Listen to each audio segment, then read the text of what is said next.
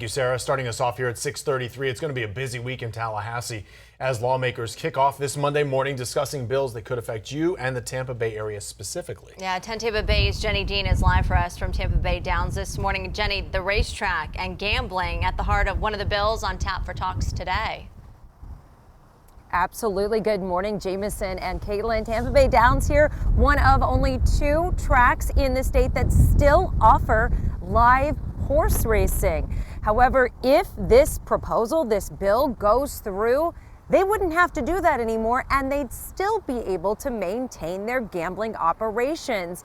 It's something called decoupling. That's what the proposal is. And it was already overwhelmingly pushed through one committee. It's now going to go before another committee later this morning.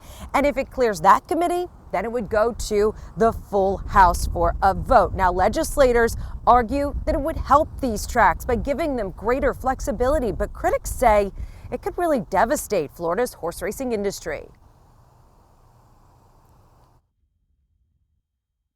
I think it would hurt racing, purse money wise and everything. It may be crippling enough to make the track close, and I hate to see that. The bill applies the core principles that we value in the free state of Florida to the thoroughbred industry.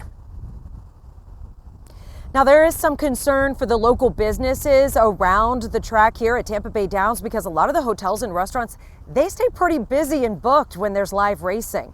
But I want to take a look at some other bills that are on the agenda today because, as we mentioned, it is going to be a busy week. Let's talk about this bill that's going to protect the health and safety of firefighters. It is being discussed by a Senate committee this afternoon. It was proposed by Indian Rocks Beach Senator Nick DeSegli to ensure that firefighters have all the equipment and protection they need to do the job, as well as requiring some mental health benefits to help them to deal with stress management and resiliency.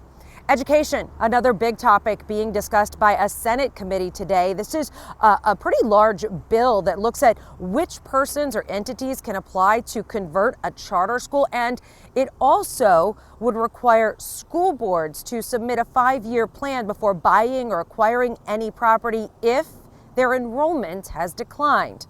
Now, speaking of school boards, the Senate Ethics and Elections Committee is meeting today. They're considering a proposed constitutional amendment that would put 8-year term limits on county commissioners and school board members. So lawmakers, they have a very busy day of meetings today, and many of these issues, if they get passed in this committee, will go before the full House or the full Senate and then ultimately could move on to the full state legislature and see what happens there. Of course, we're going to be following all of these bills for you, and we're going to keep you updated both on air and at 10tampabay.com. Live in Tampa, Jenny Dean, 10 Tampa Bay.